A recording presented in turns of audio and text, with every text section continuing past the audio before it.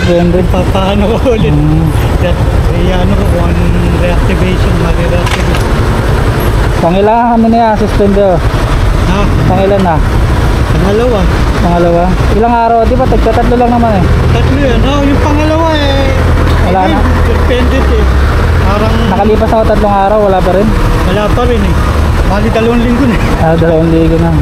Kaya try ko kung ma-open pa. Mga konti lang naman yung tao. Meron na rin palang mga tao. Meron.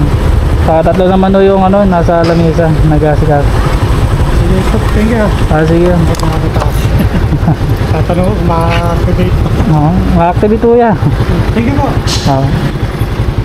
Ayan mga boss, si Pops ay nasuspended daw 2 beses na eh.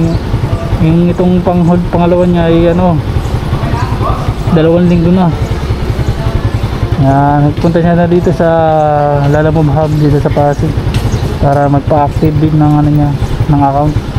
Ingat lang mga boss, punta lang kayo dito sa Pasig Hub mga boss kapag may mga kailangan kayo, para yung mga katulad niya kay Pab sa suspended, pwede kayo magpunta dito para magpa-active, para malaman nyo rin kung ano yung naging nangyari sa ako.